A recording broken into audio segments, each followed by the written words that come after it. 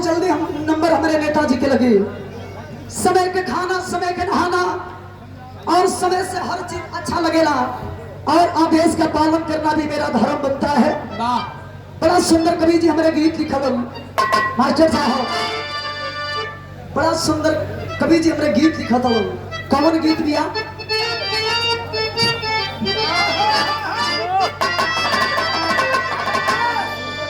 कौन दुल्हन के शिकायत बा?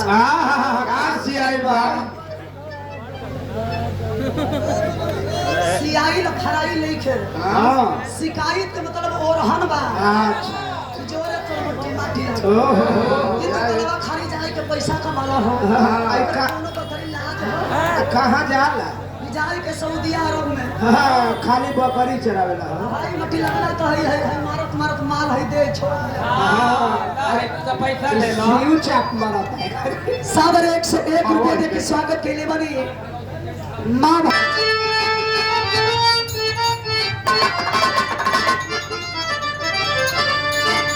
अरे गवना तेरा के सैया चल गइल रब साथी दूसरी कारब। गवना तेरा के सैया चल गइल रब साथी दूसरी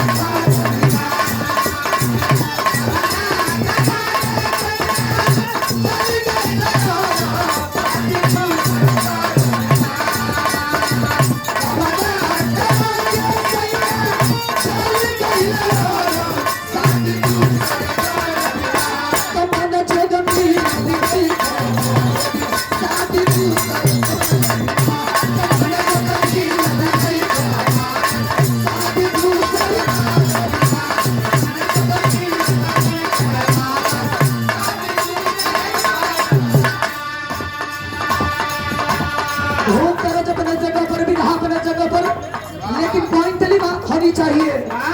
उस समय का गीत में सुनाने जा रही हूँ जिस समय इस धरती पे असुरों के आतंक से सारे लोग त्राही कर रहे थे। चाहे देवता हो चाहे ऋषि महर्षि हो, सबके पूजा पाठ कई बंद हो गए हो। सारा लोग मिल करके अपनी अपनी शक्ति लगा करके माँ दुर्गा के ध्यान में जो लीन हुए तो लिखना पड़ा क्या?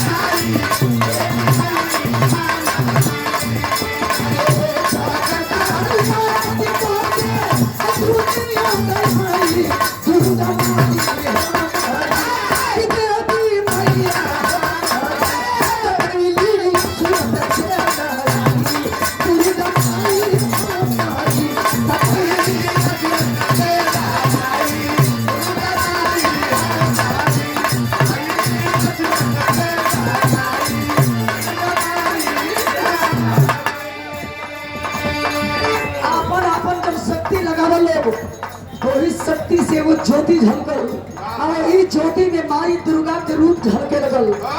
जब माई दुर्गा के रूप झलके लगल तो कवि जी लिखा तरीका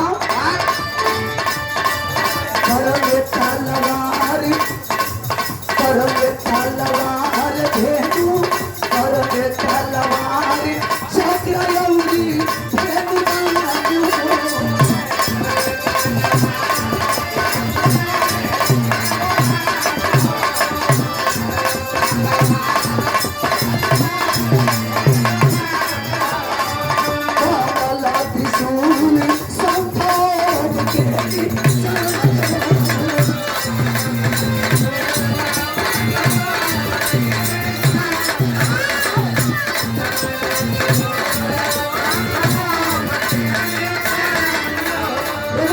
प्रधान जी के सम्मान में हमारे भैया राम मोहन जी की ओर से 5वां 7वां पुरस्कार बा। रंगमंच की ओर से बहुत बहुत प्रणाम। एक हाथ से सम्मान दिया जाला तो दूसरे हाथ से सम्मान मिलेला। बहुत बहुत राम मोहन जी के हमारे ओर से प्रणाम। क्या कह रही है?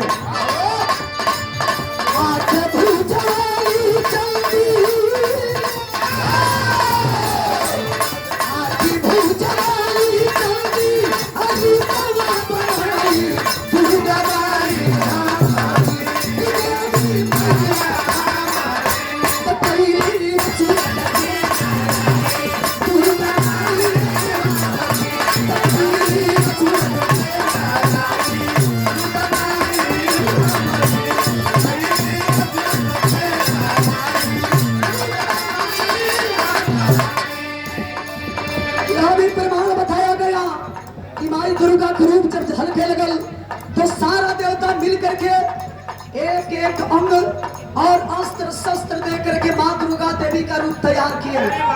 माँ दुर्गा जब अष्टभुजी धारण करती है और इस धरती पे जब अवतार लेती है तो कभी को लिखना पड़ा क्या,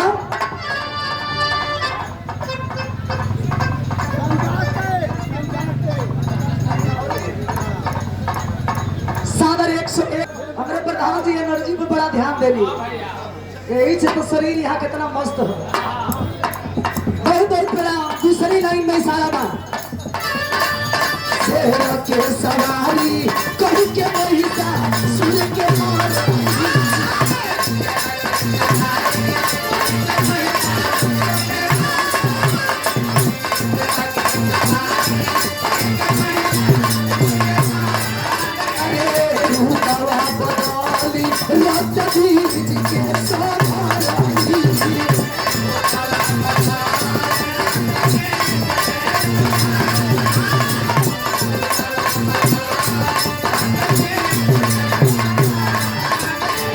असुरों के आतंक से हमारे सारा देवता जो त्राही तराही कर रहे थे, माँ दुर्गा जब इस धरती पे अवतार लेती है असुरों का विनाश करने का काम करती है। हमारे हाथ से जब माँ दुर्गा असुरों का बंद कर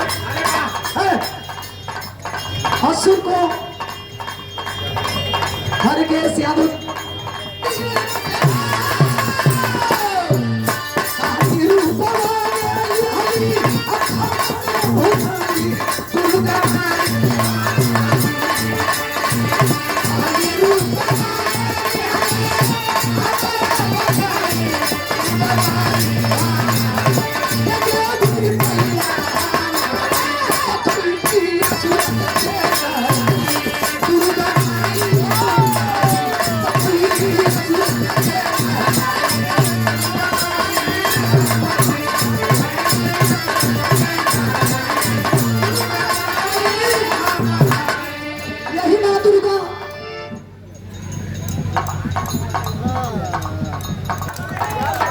ये जितने लोग हैं हमारे लोग हैं, इनके शरीर में मेरा दिल धड़कता है। वाह वाह वाह, गायक हो तो होश में रहो।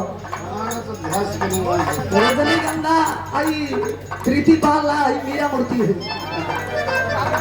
एक बार मीरा मूर्ति का हवा चल रही तो करता उड़े लगी। आइए काली रूप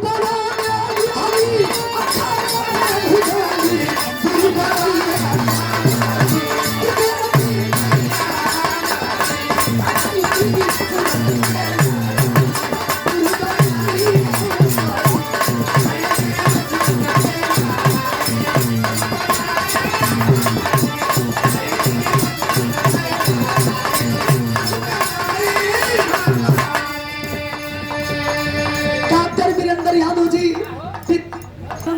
गाजीपुर 21 अक्टूबर, जिसमें गायिका मीरा मूर्ति और गायक कलाकार है देवालाल यादव जी।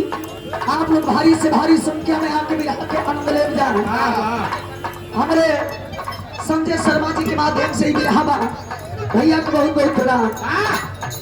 याद होगा आप सबको कि जब भगवान राम लड़ाई लड़ रहे थे, रावण की तरफ से ही माँ दुर्गा लड़ाई लड़ रही थी।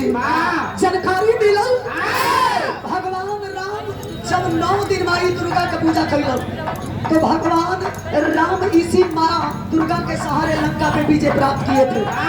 आखिरी मन में लिखना पड़ा,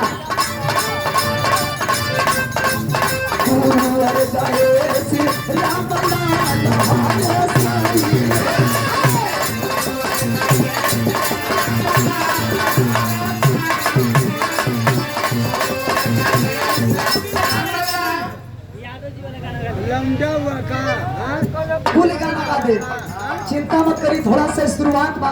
समय के परिवर्तन, समय के प्रतिबंध बा, गा के सुना दे, जैसा आदेश होई गा के सुना दे। 100 रुपया दे के स्वागत के लिए मेरी प्रणाम बा। और राम और यादव जी प्रधान जी के सम्मान में कहाँ घर